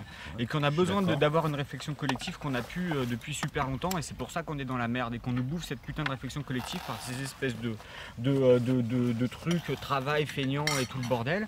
Et puis tu peux lire tous les journaux que tu veux, c'est toujours travail, feignant. Et moi je revendique le lundi au soleil, le RMI en tant que travailleur social. Moi je m'en fous si c'est le lundi ou le mardi, mais... C'est-à-dire l'histoire c'est que les RMI c'est pas... On essaie d'avoir des idées. Travailleur social. La question elle est de savoir comment tu places l'État là-dedans. Est-ce que tu penses que l'État, il agit pour le bien commun? Tu laisses l'État dans si les dossiers où tu les as trouvés en rentrant. Exactement, oui, mais voilà, tu te poses en demandant à l'État d'être, et le RMI c'est pareil, d'être un régulateur social. Alors qu'en fait, si tu pars sur un autre postulat qui est que le bien commun de toute manière pour l'État n'existe pas, donc il va forcément protéger des intérêts. Ben oui, moi je pense qu'il y a un postulat quand même à mettre, à réfléchir sur le rôle de l'État là-dedans, avant de négocier avec lui, quoi. On ne parle pas des mêmes... avec l'État, on n'est pas sur la même longueur d'onde. Et puis derrière le RMI, il y a tout on va dire, le fantôme, le spectre du chômage. Parce que qu'est-ce que c'est un RMI? C'est maintenir quelqu'un avec un minimum vital et qui sert de spectre à une plus grosse majorité de la population. Ouais, c'est plus vrai. Enfin, moi je le vois plutôt comme ça. C'est parce que coûte l'État, c'est parce que l'argent qu'il investit dans le RMI, mais il le récupère au centuple, je pense. Par tout le rôle social, le rôle qu'il peut y avoir autour du RMI. Le RMI, ça me permet quoi? Ça me permet de finalement prendre mon temps pour finalement travailler sur un projet qui ressemble le plus à celui que j'avais envie de voir. Donc du coup, ça me donne le temps parce que moi, avec le RMI, je suis le roi du pétrole. Je suis vraiment tranquille, j'ai pas besoin de plus. Hein. On a du super fromage de chèvre, top bio Zenzen, du jardin cultivé là-bas, enfin le raisin il est parti de là-bas.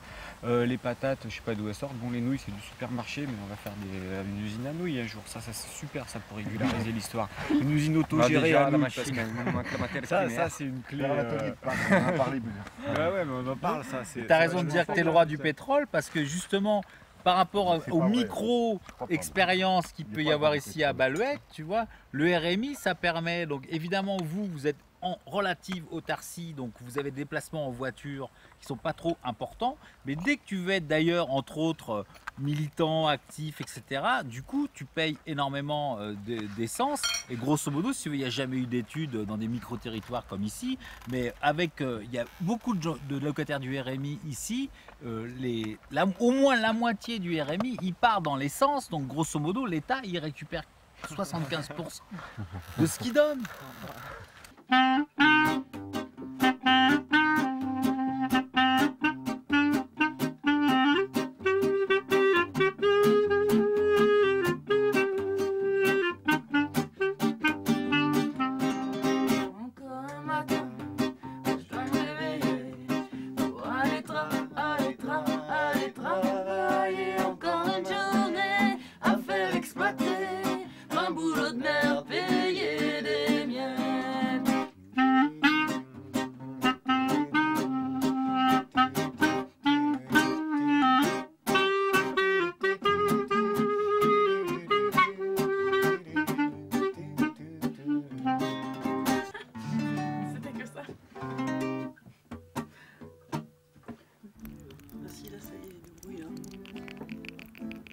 C'est vraiment ça fout de la gueule des gens qui travaillent.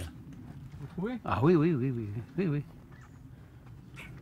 faut quand même qu'ils se mettent une chose dans la tête, que s'ils touchent le RMI, il y en a d'autres qui travaillent pour qu'ils puissent toucher le RMI. Ah, je suis assez d'accord. Hein. Ah, ben voilà, c'est tout, c'est ce que je voulais dire hier. Après... Parce que vous, c'est pas pareil, parce que vous ne touchez même pas le RMI. Vous subvenez à vos besoins, sans rien demander à personne.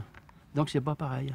En fait, disons que c'est la réflexion sur le travail quoi, qui est amenée, c'est-à-dire le travail aliénant, non quoi, mais qu'est-ce qu'on propose en échange? Qu'est-ce qu'on fait pour, si on veut une autre société, si on veut s'organiser autrement quoi. Mais ce qu'on nous a présenté hier à la télé, c'était même plus le travail, c'était surtout ne pas travailler.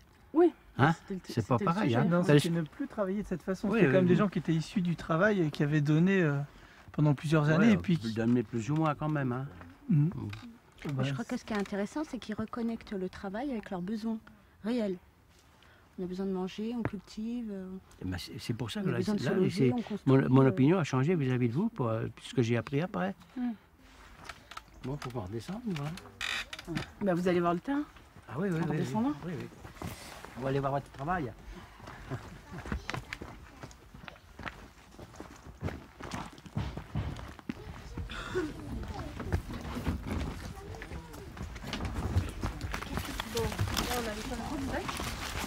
Vous devez connaître les toilettes en sec. À l'époque, il y avait j'ai entendu parler, oui. Donc le principe, c'est... voilà, on fait comme d'habitude. C'est la même chose. À part qu'à la place de tirer la chasse, on rajoute du... Voilà, exactement. Donc, nous, on met des bocaux de bois. Voilà. Parce que par rapport à la décomposition, dans les petites études qu'on a fait, c'est le mieux. Pour avoir un équilibre entre l'azote et le carbone. Pour avoir ensuite, parce que nous on fait du compost, mais c'est le compost surtout pour les arbres, pour l'instant qu'on fait avec. Qu'est-ce que c'est ça? C'est un bélier. Ah bon? Ça permet de ramener l'eau jusqu'ici. Ah c'est ça, avec ça qui remonte l'eau? Ah oui d'accord. Ça a de la pression quand même, hein? Celui-là c'est un qui a été manufacturé en usine. Mais celui qu'on a, nous, là, c'est Vince qui l'a fabriqué dans un extincteur.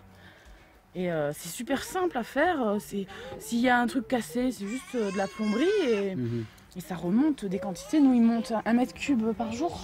Ah, quand même. Et vous êtes branché sur la rivière. Voilà. Ouais. Non, il fuit pas, c'est comme ça quand il fonctionne. C'est fait exprès. Hein.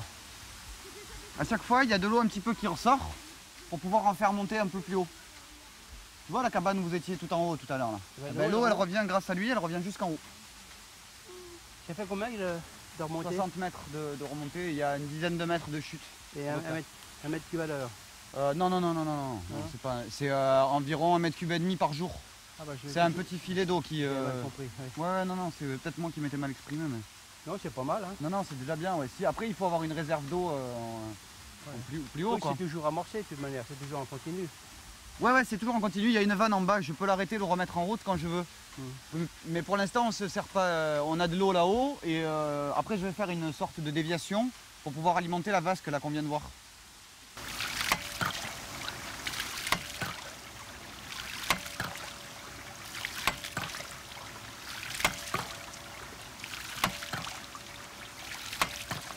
L'autonomie, c'est un mot un peu vague, mais le fait de pouvoir décider, construire, au maximum s'assumer au niveau de ses besoins, de réduire de les réduire, de pouvoir les contrôler, de pouvoir bâtir son environnement, c'est la voie la plus pertinente, quoi. Parce que sinon c'est le supermarché, c'est la pompe à essence, c'est la dépendance, les multinationales, c'est tout ce qu'on nous vit maintenant, c'est tout ça, c'est la fin de l'humanité, c'est la fin de la planète. C'est certain. C'est peut-être simple et schématique ce que je veux dire, mais je pense que d'ici 15 ou 20 ans, la façon dont notre putain de peuple occidental, il a consommé, il a fabriqué sa vie telle que nous, on l'a fait jusqu'à maintenant, il va vers le mur. Mais c'est toujours pareil. On est complètement... Et c'est pas... moi, justement, là, c'est pas parce qu'on est marginal ou... On n'est pas obligé de vivre, je dirais... je pense que tout le monde, justement, peut se retrouver dans plein de petites choses que tous ces groupes proposent. Un truc tout con, de genre les toilettes en sec, c'est révolutionnaire. C'est-à-dire, tout à coup, mettons, il y a 10% de la population rurale qui se met à faire des toilettes en sec. Ces gens-là sont révolutionnaires, puisque en 5 ans, ils dépolluent pratiquement tous les petits cours d'eau en France. Et c'est un truc tout con, ils ont fait des chiottes en sec, ça leur a coûté 300 balles. Ils ont mis une journée pour le faire. Même moins cher si ça a été des matériaux de récup. Et c'est pour ça que moi je trouve que ce qui sort un peu de tout ça, c'est que de se reposer non plus sur des idéologies générales, sur le social, sur le... Il faut arrêter, quoi. Les toilettes sèches, c'est un impact écologique, mais tu crois que ça fait trembler les gens du MEDEF, puisque tu parlais d'eux, là, il y a 2 minutes? Est-ce que ça les fait trembler? Je pense pas que ça les fasse trembler. Est-ce que le but de tout un chacun, c'est de faire trembler Ernest-Antoine Selière, quoi? Moi non. Moi, c'est pas mon but de faire trembler. Par contre, de savoir que j'arrête de polluer la rivière, de savoir que j'ai pas besoin de la Générale des Eaux ou de la Lyonnaise des Eaux ou de Vivendi pour pouvoir aller...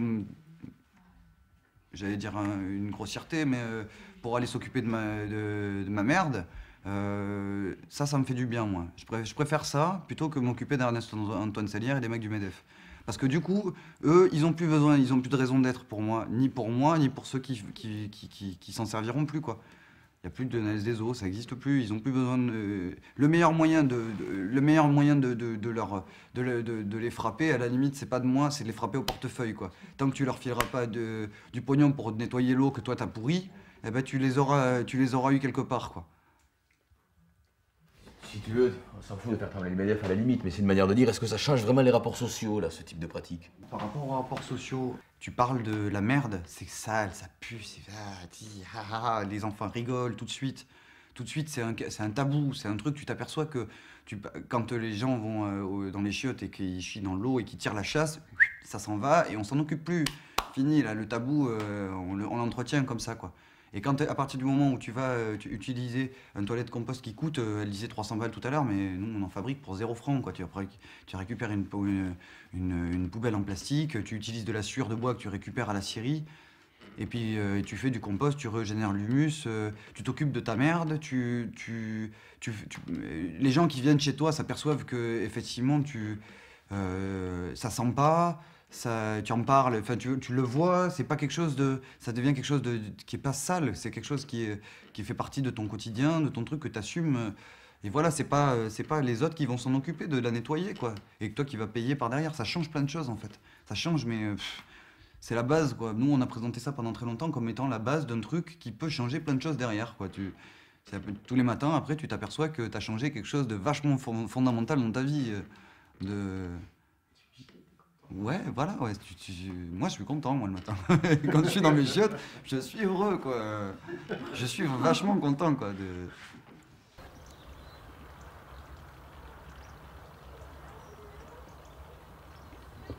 Bon, on a démarré en même temps. Hein. On a quasiment tout démarré. Le troupeau, bon, on a défriché parce que c'était un pâturage à moutons, quoi, ici. Il y avait juste un berger qui gardait pour un propriétaire, mais c'était plus habité. Alors nous, on a tout remis en culture, on a défriché des terres un peu parce qu'on n'en avait pas assez. Mais bon, nous, on a un système d'élevage transhumant, c'est-à-dire que les bêtes partent au mois de juin, elles montent dans les Alpes, et elles redescendent à l'automne.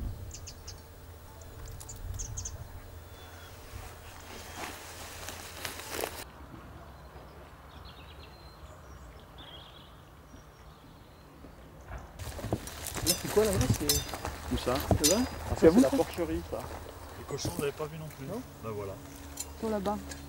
Bon, on en a presque trop, si tu veux, par rapport à la place qu'on a. On en a, je sais pas, une cinquantaine en tout. Hein.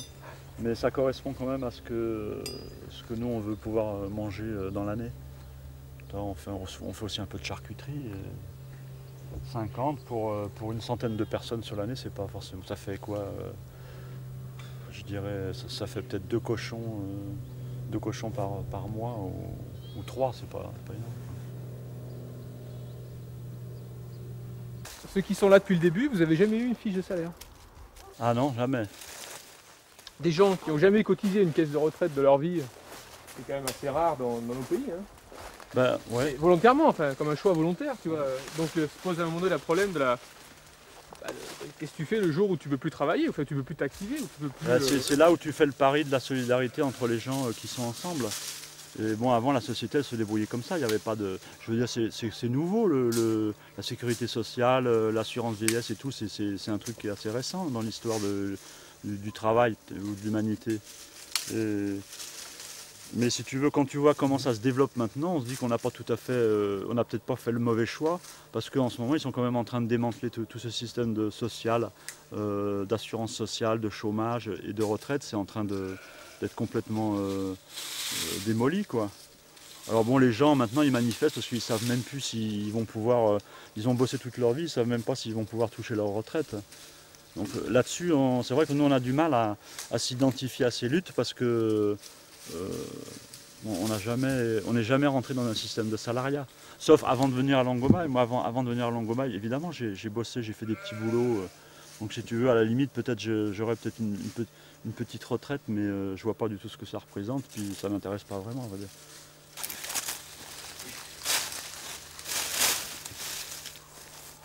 Alors que vous avez l'air de ce point de vue-là plus démuni, en réalité, vous avez fabriqué votre notre retraite, c'est le capital, c'est plutôt le capital de confiance qu'il y a entre nous.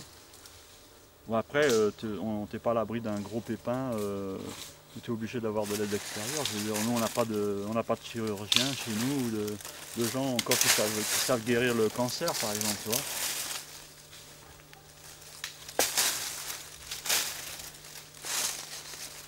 Mais c'est clair que si, quand les gens deviennent vieux à Langomaille, s'ils sont obligés de partir dans une maison de retraite, là on peut se poser des questions, quoi. Non.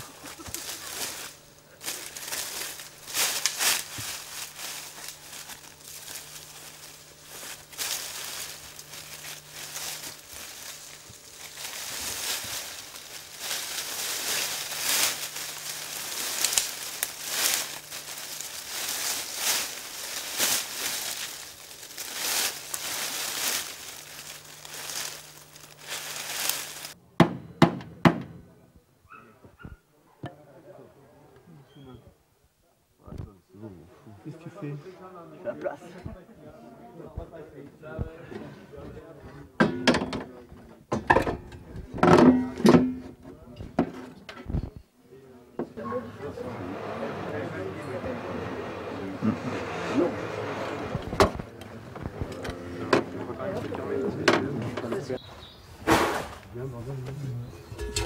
Donc 1 litre d'eau permet d'économiser 4 litres de fuel.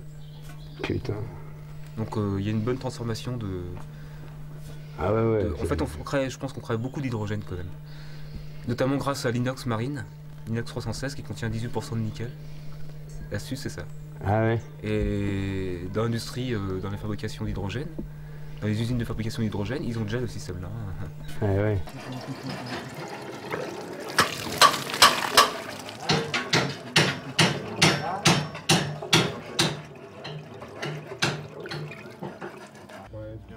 Et l'eau, c'est de l'eau... C'est de l'eau d'une éolienne, d'une petite éolienne de pompage. Mais c'est de l'eau qui est potable, bon, mais si tu veux, mais elle est pas dans le réseau d'eau normal. C'est de l'eau de rivière. J'ai fait avec de l'eau de lac, j'ai fait avec de l'eau de rivière, j'ai fait avec de l'eau de pluie. Des fois, je me suis arrêté récupérer de l'eau dans des flaques. Pour voir. Ah non, pas pour la boire, pour la mettre dans le réacteur. Mais pour voir. Et là, quand je vais démarrer là, avec ton appareil là qui écoute, enfin là, je vais démarrer et tu vas entendre l'eau maintenant. Tu vas voir, je vais démarrer. Impeccable. Alors normalement, il faut attendre que ce soit chaud. Bon, là il est chaud. Vous le touchez là, il est chaud. Et toi, avec ton truc, tu vas là, je vais là. Viens voir avec ton truc ici, là-dessous là. Tu vas entendre l'eau, la source. Tu l'entends? Est-ce que tu l'entends?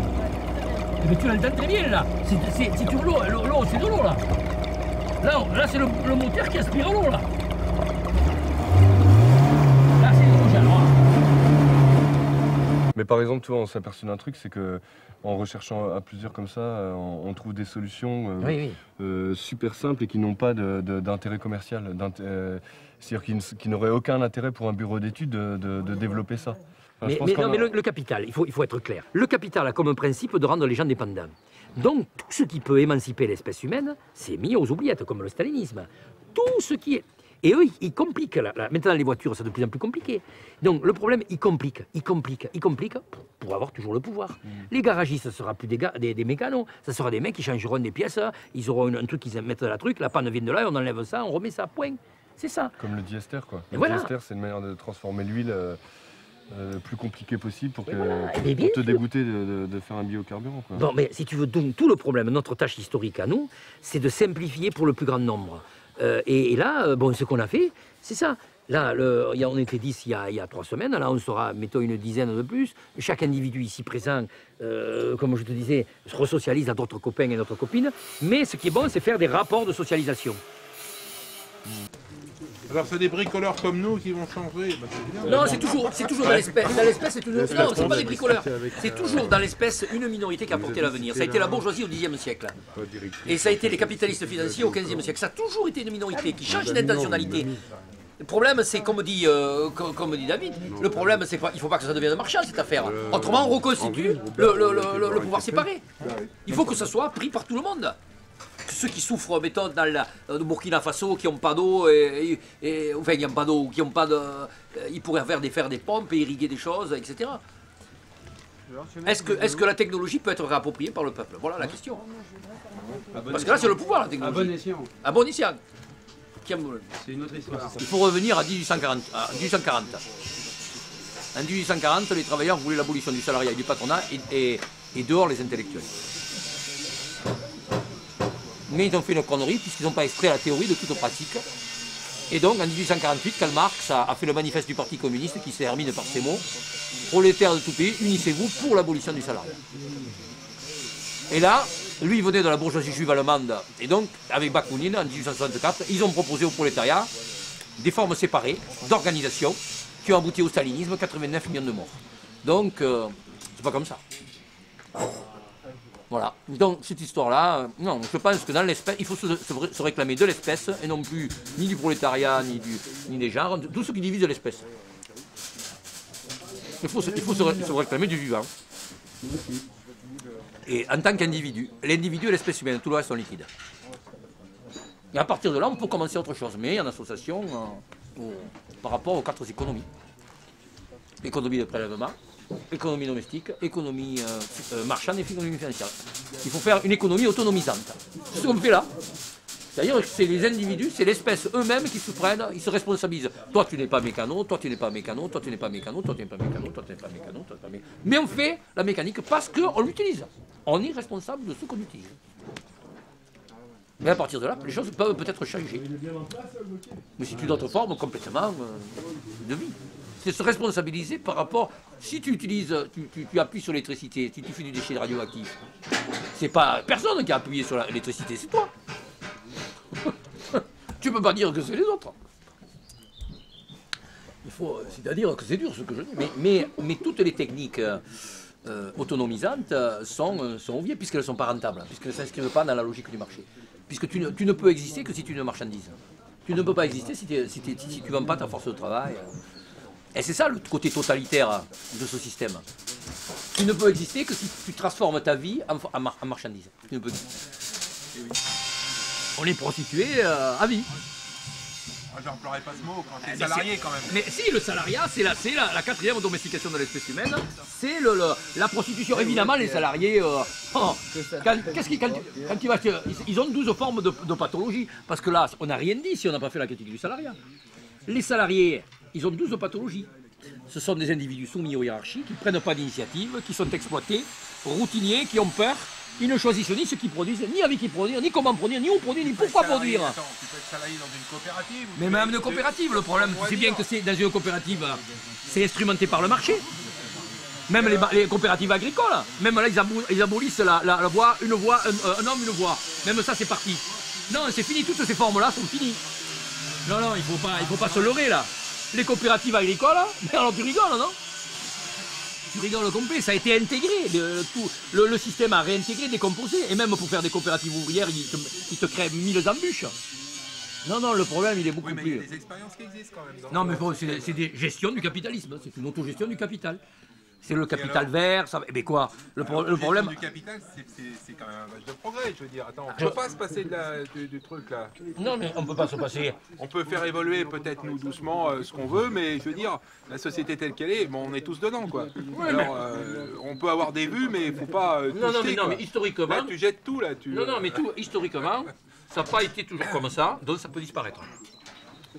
Alors ça, c'est sûr. Ça n'a pas toujours été comme ça. Le marché capitaliste n'a que 2850 ans. C'est vrai. Donc, dans l'espèce humaine, moi je propose une autre intentionnalité. Actuellement, c'est argent spéculatif plus argent. Je propose activité et non pas travail, puisque le travail c'est de l'argent mais tu perds du temps. Autogestion des matières premières, but, renforcement permanent de l'autonomie des individus sur tous les plans. Donc c'est deux logiques. Il y a activité, autogestion et autonomie. Et tandis que le capital, il propose argent spéculatif plus argent, la mort sociale du plus grand nombre et la destruction de la planète. Nous n'avons plus le choix, hein. Soit c'est le capital, ou soit c'est nous. Soit c'est le vivant, ou c'est la marchandise. La marchandise ou la vie. Ah, pas le choix.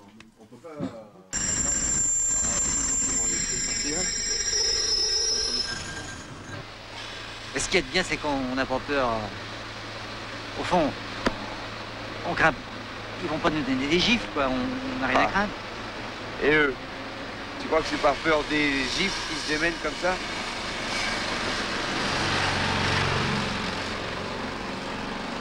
On n'a pas le droit. On n'a pas le droit de se conduire comme ça. Oui. On devrait leur dire, vous êtes trop grands pour... Vous êtes trop grands pour prendre des gifles et des coups de pied au cul. On devrait leur dire ça. Là, tu viens de dire un truc terrible, parce que, tu te rends compte, ça fait quoi? Ça fait 10 minutes qu'on s'est évadé. Hein. Ouais. Et au fond, maintenant, on a quelque chose à dire aux gens. Mais comment on va le dire? Bon, on va trouver quelque chose à dire. Formidable de pouvoir se parler, sans se connaître, hein. Pour dire quoi? N'importe quoi. Parler de soi. Pas intéressant. Il y a des livres qui font ça 100 fois mieux. Bah dis donc, t'es pas heureux, toi? Si, je suis heureux. Je sais qu'on n'a rien à se dire, mais je sais aussi qu'on a le temps de le chercher. Et je sens qu'on va trouver des choses qui n'ont jamais été dites. Et ça me rend heureux. Ça m'excite même drôlement, tu sais. Tu crois qu'on peut trouver des idées qu'on n'a pas en ce moment? Que personne n'a jamais eues? J'espère. Sinon, ça serait pas la peine. Bah dis donc, c'est vrai, c'est excitant. On nous dit, le bonheur c'est le progrès, faites un pas en avant. Et c'est le progrès, mais ce n'est jamais le bonheur. Alors si on faisait un pas de côté, si on essayait autre chose, si on faisait un pas de côté, on verrait ce qu'on ne voit jamais. Qu'est-ce que tu fais? Je regarde dans ma tête. Si on faisait un pas de côté, les queues ne tomberaient plus en face des guichets. Si on faisait un pas de côté, les fusils ne tomberaient plus en face des soldats. Qu'est-ce que t'as fait? Eh ben, je m'amuse. Si on faisait un pas de côté, les coups de pied n'arriveraient plus au cul. J'ai fait un pas de côté, je me suis retourné, il a fait aussi un pas de côté et pan, je l'ai pris dans la gueule. Si on faisait un pas de côté, au lieu de sonner chez soi, on sonnerait chez le voisin. Monsieur. Bonsoir, je suis votre voisin. J'ai jamais osé vous parler, alors je pensais que ça pourrait peut-être commencer ce soir. Puis c'est trop stupide de pas habiter, enfin de cohabiter sans se connaître. Vous savez qu'en rentrer, ça fera plaisir. Et si on échangeait nos papiers d'identité? Ça fait 34 ans que je m'appelle Henri-Marie Marcel Jean. Moi, je voudrais vraiment changer. Tu veux t'appeler comme moi? Viviane Aldieri, c'est bien? Non. Viviane, moi, je cherche. Ce que je voudrais, moi, c'est une carte d'identité. Il n'y a pas quelqu'un qui s'intéresse? Moi, je suis née dans le 15e, j'habite toujours le 15e, je voudrais changer. Ah bah tiens, tu veux aller dans le Midi? Oh oui, moi j'ai une maison avant, si tu veux. Ah maintenant, c'est plus moi, c'est lui maintenant qui est moi. Mais t'es d'accord? Ouais, mais alors, moi, je voudrais garder Viviane Aldieri. Tu peux garder? Mais non, mais non. Je peux changer l'adresse? Ça monte pas. Tiens, regarde. 28, 37 aussi, ça fait 9 ans de différence. Ah ben d'accord, tu gagnes 9 ans. Bah oui, je gagne 9 ans, je perds 9 ans. Mais non, tu les gagnes. Et si on arrêtait tout? Qu'est-ce que tu fais? La révolution. Faut pas être démagogue, mais c'est quand même. J'ai l'impression que le film a été fait par les gens qui vivaient à cette époque-là et qui se contentaient pas de la vie qu'ils avaient à l'époque. Ce film s'est fait et on leur a montré, ils ont dit oui, c'est vraiment ça qu'on veut voir et c'est ça qu'on aimerait vivre en fin de compte. Et il s'en est fallu peu qu'on le vive d'ailleurs, mais c'est exact que la société était prête à basculer, toute la société était prête à basculer pour une autre manière de vivre, pour une autre expérience. Il faut se rappeler qu'à l'époque, les salons de l'auto n'existaient plus. On avait supprimé les salons de l'auto parce que la bagnole, c'était vraiment une rigolade et on disait adieu à la bagnole. On disait adieu à plein de choses. On était prêt à vivre autrement. Les gens des banques disaient c'est une rigolade de travailler dans les banques. Bon, c'est fini, ça va. C'est des choses dont on n'a plus besoin. Ça va s'étioler et on fera autre chose. Il y avait un rêve collectif fantastique. Et qu'est-ce qui s'est passé? Il s'est passé en 73 le choc pétrolier et le début du chômage. Comme si cette société menacée avait réagi physiologiquement à cette menace et avait trouvé des parades par la peur.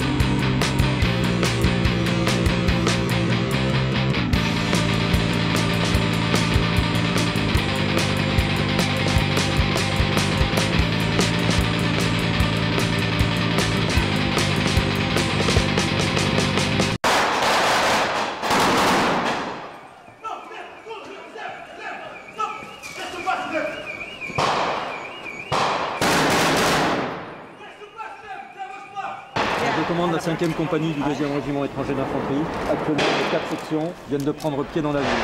Nous allons suivre la première section qui a reçu pour mission de s'emparer de l'hôtel de ville.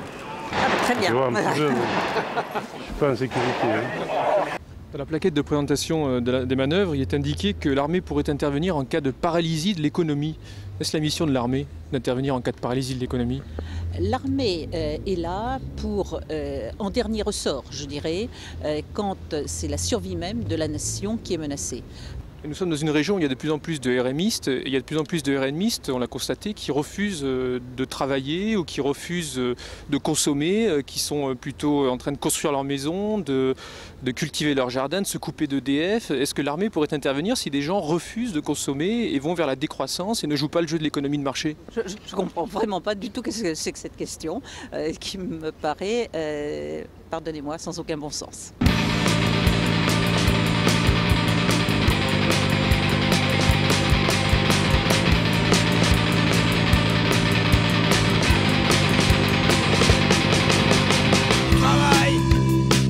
Ma voiture, je paye ma voiture pour aller travailler, je travaille. Pour payer ma voiture, je paye ma